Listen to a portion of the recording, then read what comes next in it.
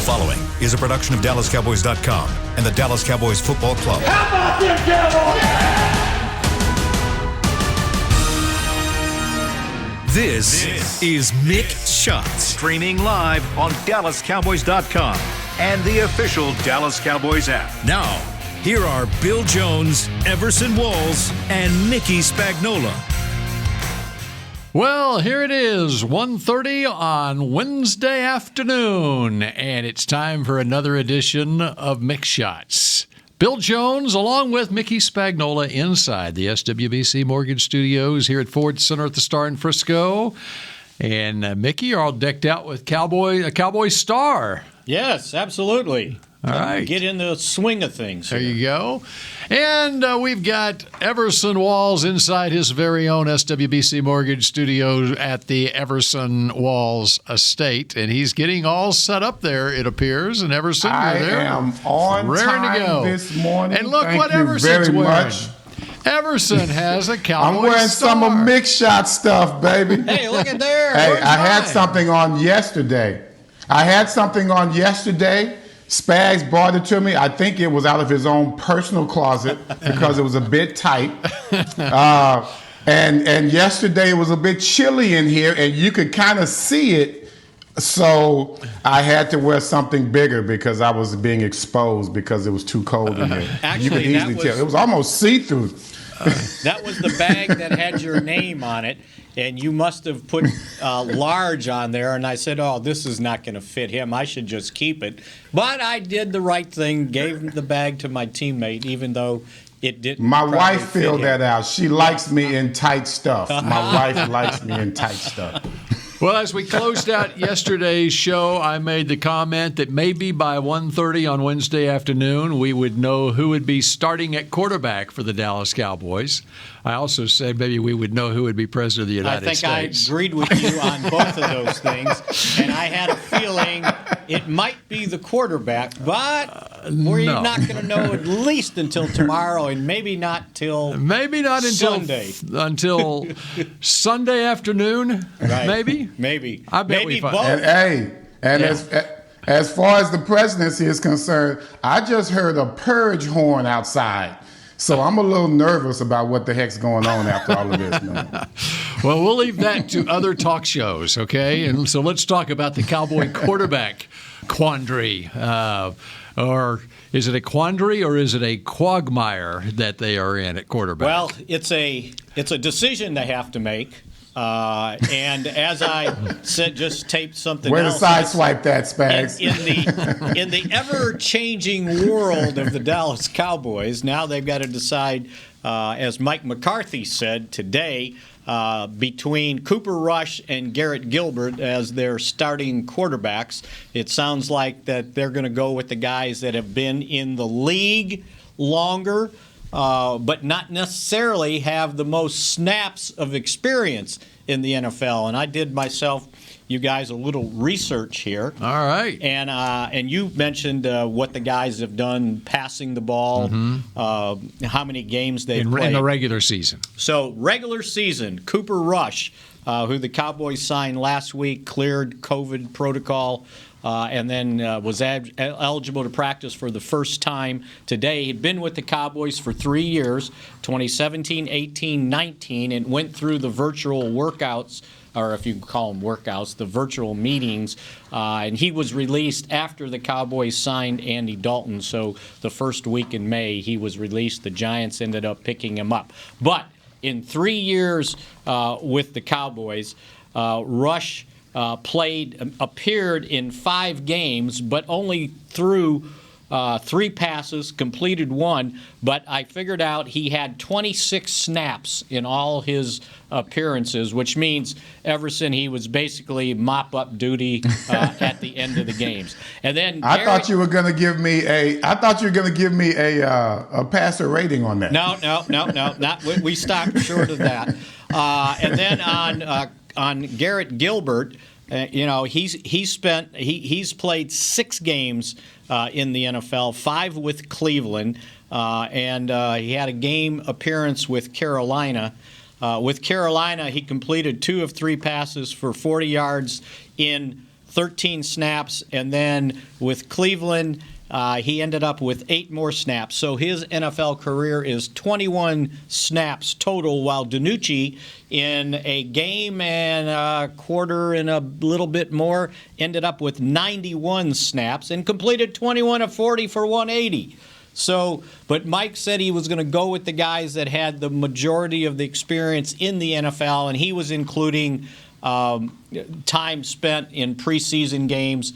Those guys have been, since they've been in the league several years, they were able to play in preseason games. So he said both of them are smart, and he would decide who looked like they could manage the game the best.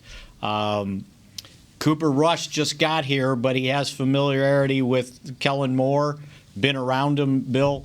Actually, and even he was there last year even in with this the system. Even with this new coaching staff, Right. at least through the virtual off season, it would have been about a month's time that he would have been taking part in that. Yeah, and they basically kept it a secret today because when the quarterbacks came in from what they call quarterback school, they warm up on their own away from the team.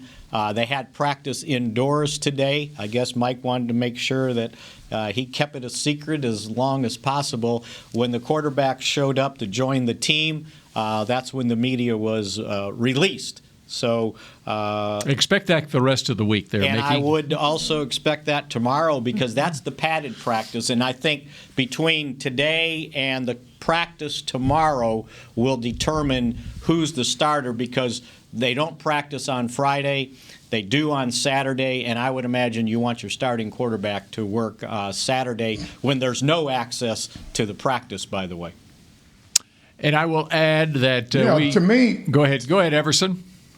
I was going to say, Bill, thank you. To me, this sounds like, I don't know, it sounds like McCarthy may have deferred to Kellen Moore in this situation heavily. Because when you look at, of course, what DiNucci did in the game, it was fairly good.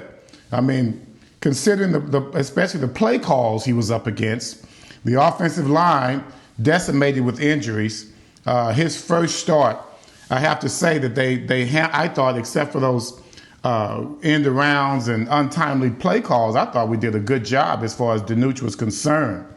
I think Kellen Moore feels more comfortable with Cooper Rush and Garrett Gilbert because he's had more time. He alone has had more time with them. He feels comfortable with Cooper. Cooper's been there since 17, even though he was cut. He still has a better relationship with Kellen Moore than DiNucci does, and I guess Garrett Gilbert has some type of relationship as well. I'm kind of surprised at this move, guys. I don't know about you. I get it. You want to go with guys who are maybe older, have more experience, but what kind of experience? Preseason experience? You got one guy with one completion, another one with 2. DiNucci has 21. Like I said, decent performance. I think this is all Kellen Moore and his comfort zone more than it is McCarthy's. I think that McCarthy is not out on Ben DiNucci. I think that McCarthy just believes DiNucci isn't ready for it yet. And so I think that's why he wants to go with someone who's at least been in the league longer, even if they haven't had more snaps, technically, than DiNucci. And I think one of the things that McCarthy is very concerned about is ball security, as he should be. And when DiNucci coughs it up a couple of times when he's sacked, it's one thing taking a sack when you're not expecting it. It's another thing coughing the football up. And that has been, I think I get the feeling McCarthy's at a breaking point on that as far as he's never been around a team that has not held on to the football like this one has. And so I think he saw enough of DiNucci from that standpoint. Just if he's going to get sacked against a team, and he is against a team like Pittsburgh, he just doesn't have confidence that he'll be able to hold on to the football. I think that factor in. Let's see, there was 2 fumbles this past game, and then when he came in for that quarter and a half, there was was it 2 more? Yep. Or at least 1. 3 for sacks sure. and may have lost the ball on a couple of them. I can't remember. So I think, and then the other thing McCarthy pointed out that his concern was basically managing the cadence on the line of scrimmage, and they had a couple off scheduled snaps. I think there was one that everybody moved except Biotish, and it sounded like he was putting that on the quarterback. So they had a couple snap management problems that he kind of put on the quarterback, I think. So, we'll see how it works out. But all I know is my man Danucci's got 91 snaps in the National Football League, and that's more than these two guys combined in games that actually counted. So games and even their preseason games. Probably didn't get that many in preseason either, right? Unless they got a whole now, game. You remember there. Cooper Rush, though, in the preseason? And in fact, and I don't have his preseason stats at handy, but was it his second year? In the preseason, he really showed some promise in preseason games, and he was. That's kind of how he won the job. Yeah, right? He was competing with Kellen Moore. For a backup quarterback position. And in fact, I looked up. Memory didn't serve me right, although I broadcast these games. I was the only one paying attention because I was broadcasting them. Let's see. Against the Raiders in the preseason, at one point he was 12 out of 13 for 115 yards and 2 touchdowns in a comeback win over the Raiders. Had a total of 38 completions and 51 attempts for 398 yards and 6 touchdowns with no interceptions in the preseason that year. So, I mean, that's that was a tough Raiders. That was a tough Raiders second half team in preseason. Yeah, that's right. Yeah, you compare those guys to this the Steelers reign of hell coming in here from the Pittsburgh Steelers, and we'll compare and see how that goes. Yeah. But even from a physical maturity standpoint, you can just look at Ben DiNucci and see he's a 23-year-old rookie who hasn't filled out really, he as compared to a 26 or 27-year-old like Rush would be, or Garrett Gilbert's in his late 20s now. Shoot, he may be 30 years old now. And just the fact you're being around the league and being in quarterback rooms for a little while, I think gives him a little bit of an advantage. As I said after last week's game, I agree with you, Everson.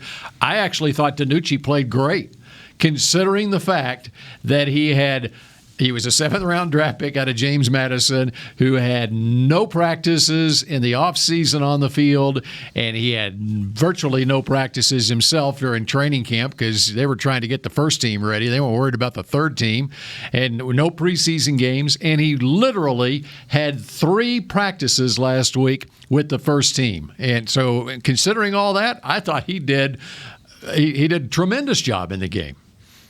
But now... And see, to me, if you start going back to, Garrett Gilbert, like you say, he's almost 30 years old. He's had two completions.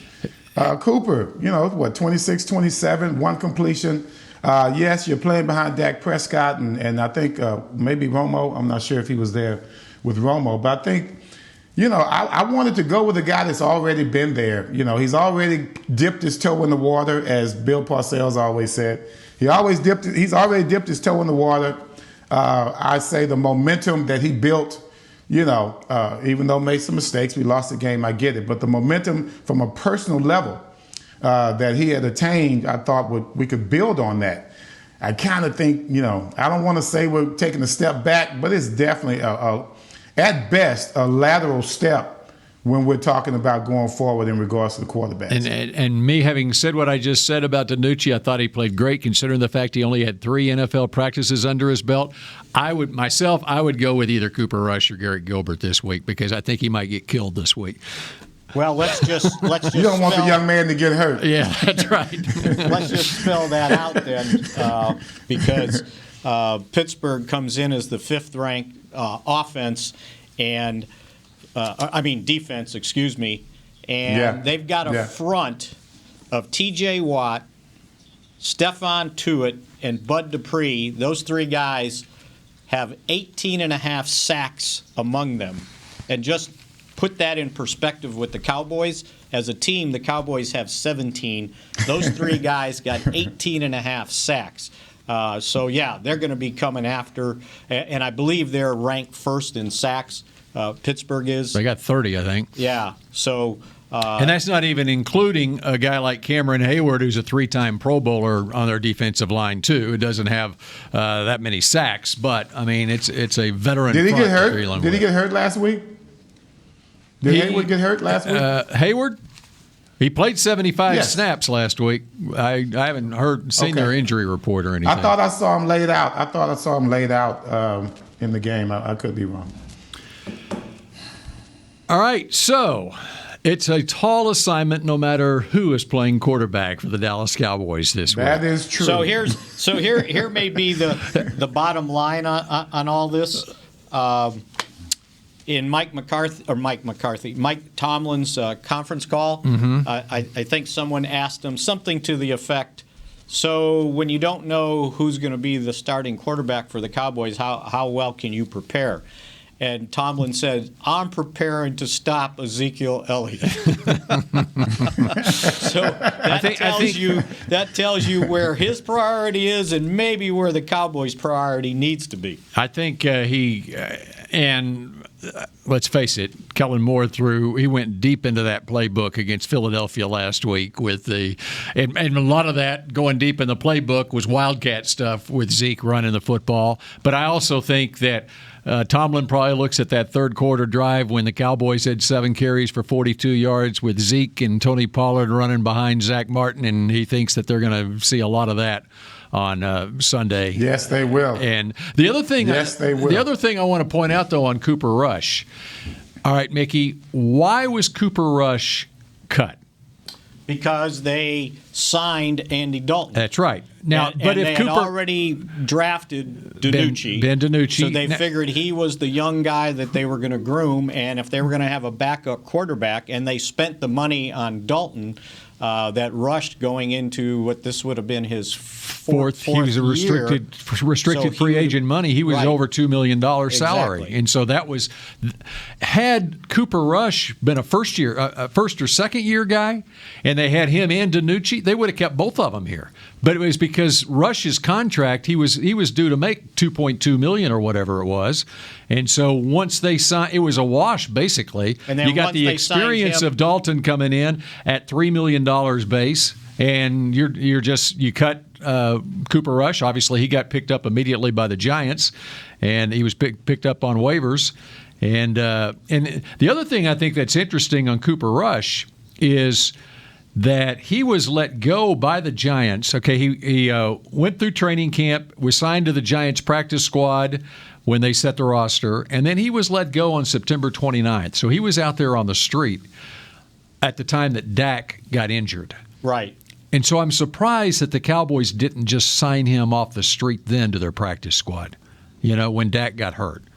And in fact, they could have signed him and Garrett Gilbert if they wanted to. Well, and they had, I'm going to blank out, Clayton Thorson. Right. They ended up keeping him as the fourth guy. Right. In the offseason. I'm saying once Dak got hurt in early October, why don't you sign Cooper Rush at that point? Because he was not even on the Giants practice squad at that point. So anyway, and he would have been here at least a week earlier.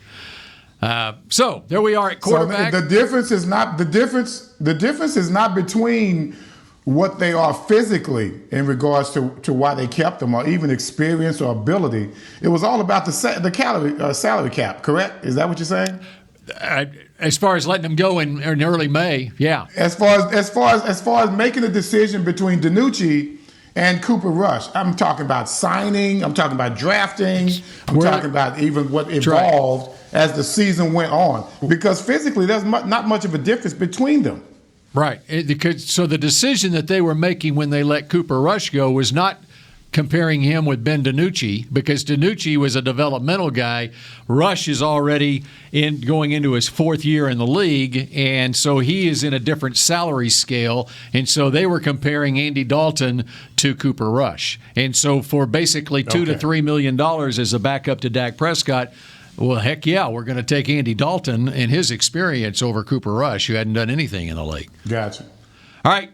So, we're just getting started on this edition of Mix Shots. We got much more to get to, and we come back in just a moment. Hey there, Cowboys fans. With Tide Cleaners at-home pickup and delivery, cleaning your clothes has never been more convenient. Simply sign up at your local store, set out your dirty clothes, and one of our Tide Cleaners professionals will come directly to your home for a totally contactless experience. Your clean garments will be returned promptly the next scheduled delivery day, so skip the errand and enjoy life, not laundry. Visit TideCleaners.com or your local store to sign up for Tide Cleaners at-home pickup and delivery today. The Cowboys way, where 16 Hall of Famers and 5 championships shows us what success looks like. Where turkey is always the second best part of Thanksgiving Day. Where we are all defined by one single thing, the star. Where we as fans know it's our job to keep the tradition going. Bank of America is proud to be the official bank of the Dallas Cowboys and to support the quest of living life the Cowboys way. Copyright 2020, Bank of America Corporation. Grab some OtterBox gear and get ready for hanging with the boys. From rugged venture coolers to tough as nails elevation tumblers, we've got what you need to keep your game day drinks frosty and your football feast ice cold. And with cases, screen protectors, and power accessories, you can defend your phone and stay connected to every play. Gear up at OtterBox.com and amp up the fun of every Cowboys game. That's OtterBox.com. We're back with a tasty treat that's sweeping airwaves and taste buds. It's new Dr. Pepper and Cream Soda. Let's take a listen. Dr. Pepper and Cream Soda's here. A new combo that's music to my ears, okay. Let's play. Cream Soda and Dr. Pepper time. Pour it in a glass of ice. Ah, music to my ears and mouth. New Dr. Pepper and Cream Soda. A delicious duet. Back to Mixed Shots. Tour AT&T Stadium, the home of the Dallas Cowboys. Run on the field, see the locker room, so much more. AT&T Stadium tours presented by SeatGeek are available daily. Visit attstadium.com for details. Cowboys and the Pittsburgh Steelers, 3:25 on Sunday afternoon. And one thing I wanted to point out before we move totally on from the game the other day, although, Mickey, you got something else you want to point out about Cooper Rush? Just give you an idea, Everson, his rookie year with the Cowboys in 2017 in preseason games. Cooper Rush, preseason games. He appeared in 4 games. The Houston game got canceled. Was that it was Hurricane, right? Yeah. So they actually played Arizona the start in the Hall of Fame game. So in the first game, he was 9 of 18, 182 yards, a touchdown, and an interception. The next game, 9 of 11 for 104 yards and a touchdown. The next game, 8 of 9, 92 yards, 2 touchdowns. And then the final game in preseason, he was 12 of 13, 2 touchdowns, and 115 yards. So that's what made the impression on Jason Garrett at that time. He was awfully accurate. And made the impression on us guys too, watching the preseason. It's like, oh boy, this guy's not all that bad. And so they decided that he would be on the team that year. I'll continue to look at 2018 and 2019, but he's got that much experience in preseason games that DiNucci doesn't. Now, do you know why? And once again, I'm with you on that, and I'm not trying to start any type of back and forth here. But the obvious is, you're looking at preseason games where he played the entire game. Obviously, those games are usually going to be either in the second half of a game or, if you're playing the entire game, then it's going to be one of the last preseason games where you've got a lot of guys on the field who are not starters.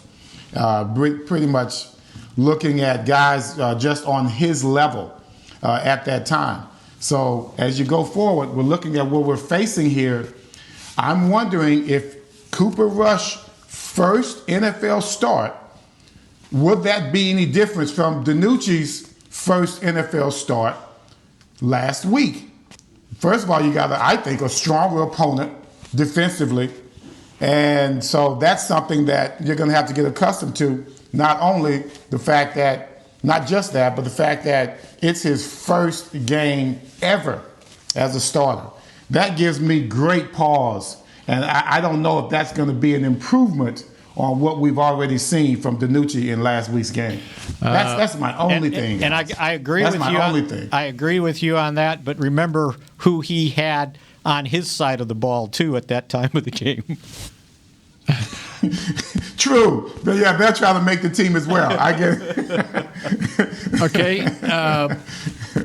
And one other note on Cooper Rush. Do you know who? Okay, I said that he was with the Giants on their practice squad until September 29th. Do you know who the Giants signed as their practice squad quarterback on September 30th over Cooper Rush? I do not. Clayton Thorson. No, they did not. Yes. So Jason Garrett, of course, Clayton Thorson was here. And so Jason Garrett, after having Cooper Rush on this practice squad for a month, he opted to go with Thorson. Now, we don't know for sure. It could be. He's trolling our roster. Salary cap stuff also. It could have been.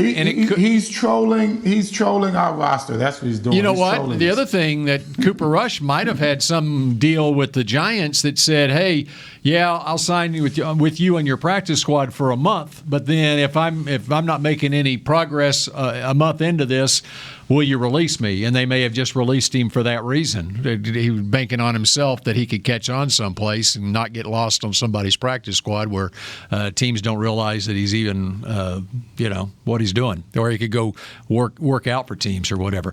Here, all right, now let's move on to Garrett Gilbert here. Garrett Gilbert, for those who are not familiar with him, and there's a connection that Mike McCarthy has. That would be me. With Garrett Gilbert. Okay, do you know where Garrett Gilbert went to high school, Everson? It had to be in Texas. Texas, Lake Travis High School. In fact, Garrett Gilbert, his high school career at Lake Travis, you can put that up against virtually anybody this side of Kyler Murray, and he's right up there as far as being the Gatorade National Player of the Year. You said that about every quarterback in high school. Five-star quarterback. And don't forget, his freshman year at Texas, Everson, don't forget, his freshman year at the University of Texas, he played in the national championship game against Alabama. As Colt McCoy got hurt in that game, and it was Garrett Gilbert, a freshman out of Lake Travis, who came into that game against Alabama. So that was 2009. And Alabama won the game. How did he do? Yeah. Now, there's a lot of Longhorns out there that will tell you, Mr. Walls, there's a lot of Longhorns that will tell you that if Colt McCoy hadn't got hurt in that game, it would have been a different story. But instead, it was Greg McElroy and Alabama that won over Garrett Gilbert in Texas in that game. But the point being, Gilbert was a five-star guy coming out of Lake Travis. And here's the point as it relates today to the Cowboys.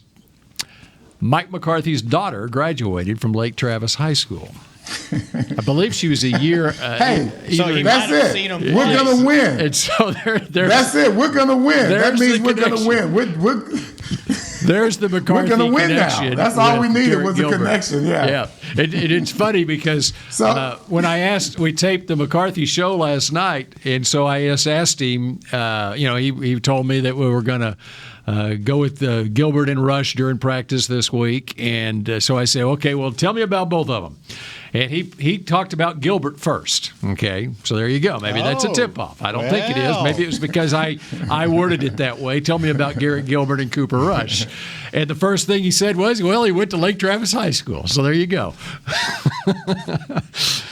Little insider information. Yeah. So I wouldn't be surprised if they go with Gilbert over Rush. I wouldn't be surprised if they go that route. I wouldn't. Yeah, and he's been here longer. He's been here, right? How many weeks? He probably has been here 3 weeks. Mid-October. I can tell you. I might even have it right here. I can't wait till next week when you bring up another underachieving Texas high school quarterback.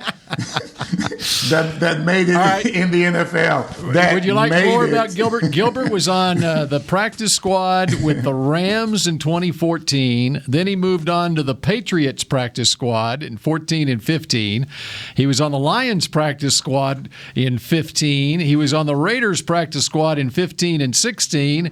And then he was on the regular roster with the Carolina Panthers in 17 and 18. He was with the Orlando Apollos in 2019. And then this year, he was back and forth between the regular roster and the practice squad with the Browns before the Cowboys signed him off their practice squad. So the point is, he's got a lot of practice in order to make his debut. He was signed October 13th. He sounds like a new offensive coordinator in the making. That's what he sounds like, an offensive coordinator in the making. October 13th. That's what that is. So he's been here October 13th? 3 weeks, maybe? So, and one of those weeks he had to go through COVID, so he didn't. So October 19th. So October 19th, probably he finally got on the practice field. Yeah. All right, it's the top of the hour. I could definitely see him as an offensive coordinator in the future. Okay, no doubt about it. You're saying I might as well have just read Kellen Moore's resume to you. Is that what you're saying? That's right. That's right. All right, just go prop yourself up behind a great starting quarterback and hold the paper for the rest of your career. We know where you're headed, straight up to the OC. And I doubt McCarthy actually ever watched Garrett Gilbert play a high school football game live and in person because he was coaching the Green Bay Packers at that time. Stuff to take unless care it was maybe on a bye week or something for the Packers. But he might know his dad, Gail Gilbert, who, of course, played in the NFL when he made his trips down to Lake Travis, probably played golf with Gail Gilbert. You shouldn't have said that because I maybe. knew I was going to make that mistake. I had to make a reference to him on one of the things we were taping, and I did say Gail Gilbert. And, okay, here's another thing as we go to break. Will this sell you, Everson, on Garrett Gilbert? This is on his Wikipedia page.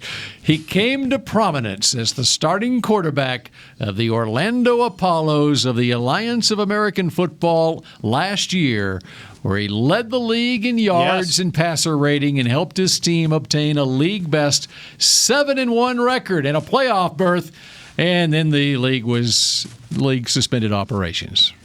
I didn't have the numbers, but I did point that out on Monday. All right. Okay, we continue with more mix shots, and I've got a proposal of a rule change that needs to be made in the National Football League after what I saw on that fumble return for a touchdown that won the game for the Eagles over the Cowboys on Sunday night. I got a rule change proposal coming up next.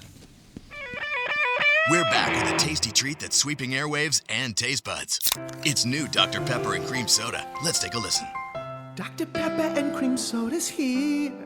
A new combo that's music to my ears, okay. Let's play. Cream Soda and Dr. Pepper time.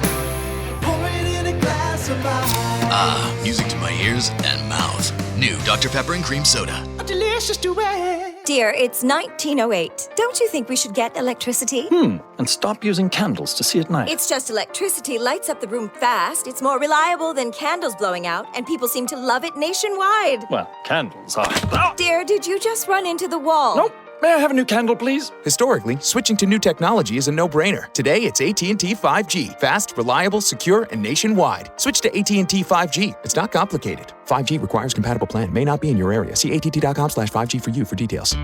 I'm Jay Novacek, former tight end for the Dallas Cowboys. Back in the day, I was the guy who always got the tough yards, and that's why I run with John Deere today. In fact, I have a John Deere 3025E tractor that can handle any yard work I need to do, even the tough yards way out back. So if you have 1 acre or 1,000, John Deere has the equipment that's just right for you. Visit a John Deere dealer today and run with us. We are the official tractor provider of your Dallas Cowboys. There's nothing as unique as our eyes, which is why Essilor pioneers ways to make lenses as unique as you. Verilux for super sharp vision, Essential Blue for protection, and Crizal for freedom from glare. 3 cutting-edge solutions in a single unique lens. So whatever your needs, insist on Essilor. Visit your local Essilor experts and find the perfect lens for you. See more, do more, Essilor. Back to Mick Shots.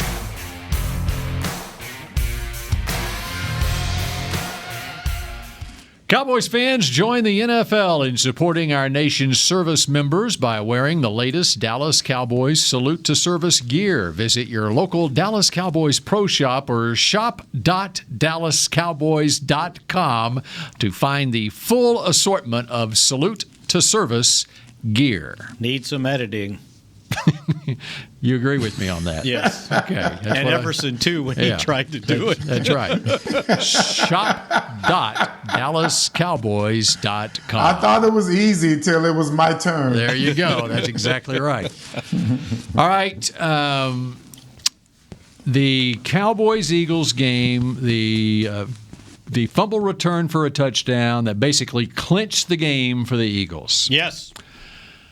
All right. You got a problem with it. I've got a problem, and I had a problem at the time, and I think everybody had a problem at the time. I bet the head coach had a problem with it after he saw the, I'm video. I'm not at liberty to say exactly what the head coach said about it, and so I will not talk about what the head coach might want to say about it, but I will say what I will say about it.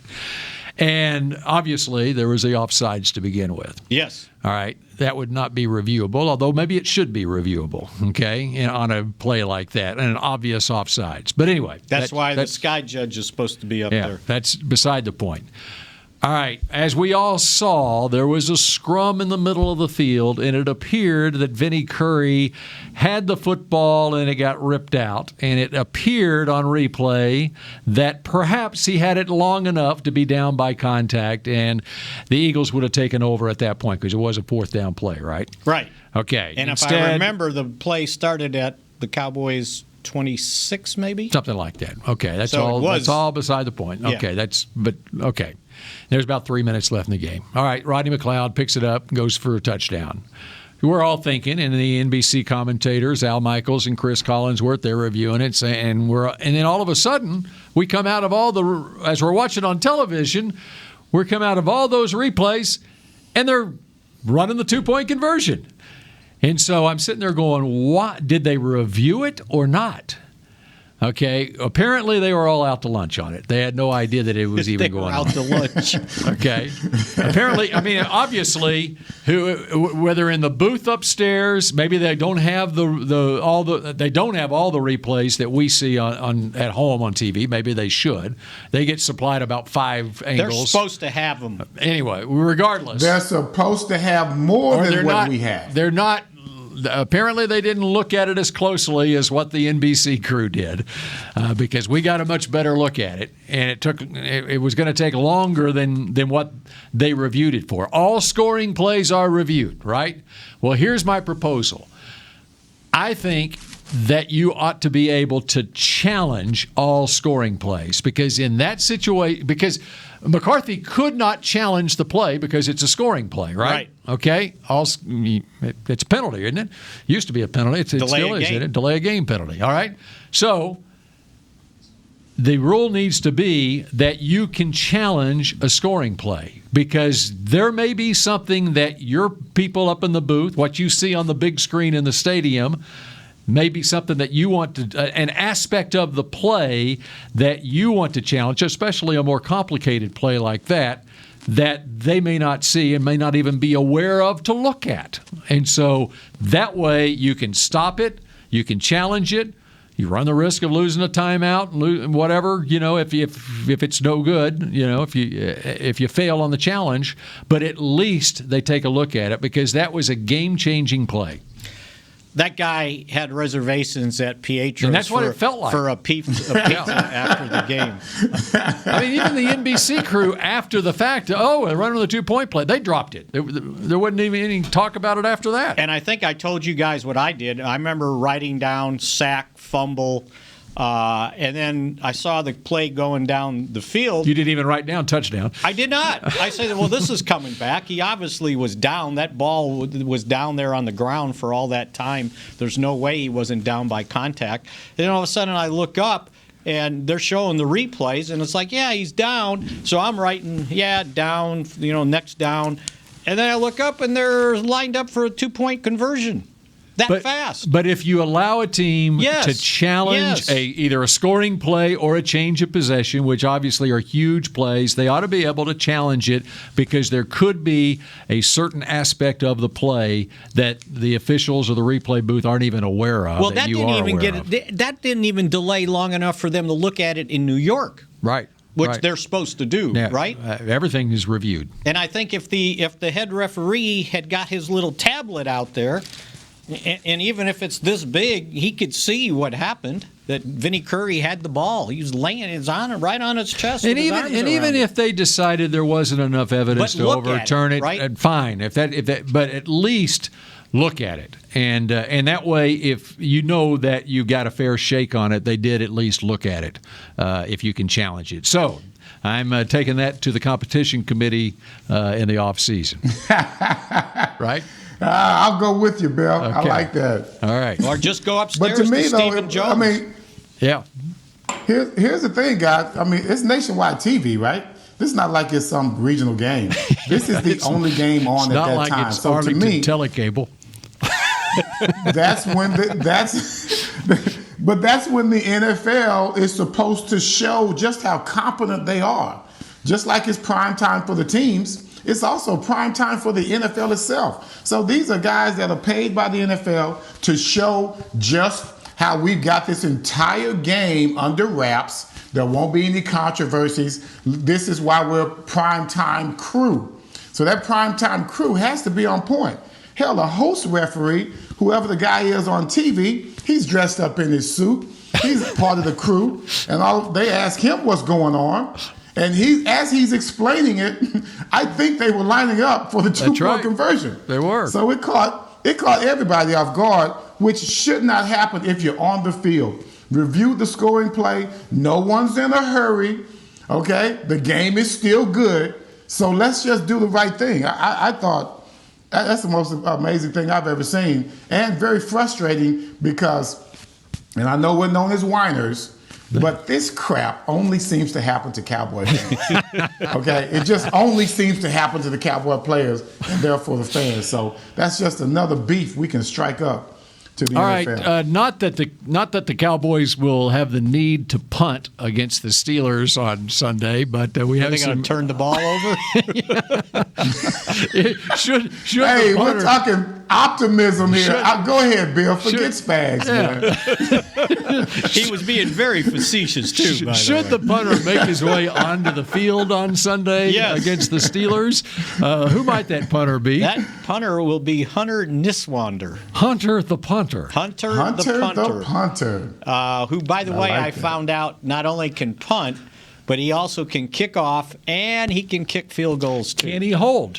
That's what I think was the last straw, that he had to prove he could do that. That's why they worked out indoors today and they kicked the media out. It had nothing to do with the quarterbacks. Practice. The special teams is working out indoors. Yeah, they didn't want you to see that whether he could hold or not. Well, he better be able to, unless one of these quarterbacks is capable, because Chris Jones is going to have surgery on Thursday to repair a torn core muscle, which was bothering him last year. Damn. And I was told that he just was adamant that he can do this. He wanted to punt through it. He didn't want to have surgery, and I think he tried to rehab it during the whole off season, and it flared up again. It was evident. I thought it's been evident all season. Oh yeah, absolutely. Even starting with the Rams game. Exactly. I was like, he was not punting. You know what I thought? I thought it was some strategy that Fossil had. That, like punt short? Punt short. Maybe he's apparently, I haven't followed Fossil. He's got this great reputation as a special teams coach. Oh, now I see. He punts it real high in the air. He goes, that way they don't have returns. You have no returns, right? So we don't have to cover and make a tackle because we didn't get a lot of practice at that. But yeah. Hey, I like Fossil. I love Fossil. I love the way he's not throwing in the towel. You talk about going deep into the playbook. Right. He's doing just like Cooper Rush. He's going deep into it. I love it. So he's going to have surgery on Thursday. So I would imagine, that's sort of what Sean Lee had, and he was out five weeks at least. So who knows? This could be the season, right? I think we're good. Probably done.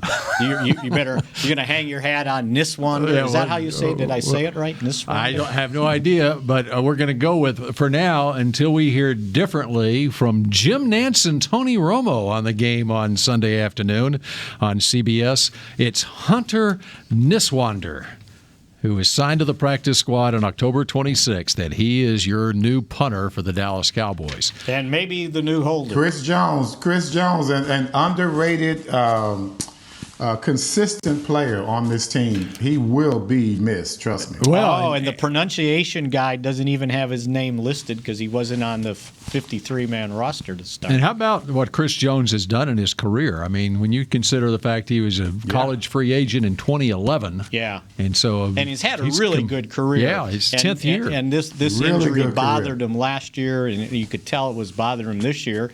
And, and I was thinking, I think I said it yesterday when we were talking about it, when they decided to take the safety, I was thinking, well, if he punted from 5 yards deep in the end zone, they're going to get the ball at the 35-yard line. Mm-hmm. So maybe we're better off doing this and kick it further, and we give up 2, but we don't give up 7. But more importantly, you had an opportunity for the onside kick. Yes, and I understood that. But that's what first went through my mind. It was like, because he's struggling kicking the ball, and I didn't know which way the wind was going. I was thinking, okay, that makes sense, because I didn't think LP snapped the ball that poorly. That looked like that hike against the snap against the Rams that Tony Romo had to run back 30 yards to pick it up. Gerard. Oh wow. Yeah. Andre. And then he complete the pass. And then he ran 40 yards back the other way to get the first down. Yeah. Oh, one of the great moments in Cowboys history. All right, that does it for this edition of Mick Shots. Anyone have a parting shot? We don't know the Cowboys quarterback, and we don't know who the new president of the United States is. And so maybe by 1:30 tomorrow afternoon. All right, that does it. Everson, enjoy the rest of your Wednesday. We'll see you tomorrow. We'll see all of you tomorrow at 1:30. This has been a production of DallasCowboys.com and the Dallas Cowboys Football Club. How about this, Cowboys? Yeah!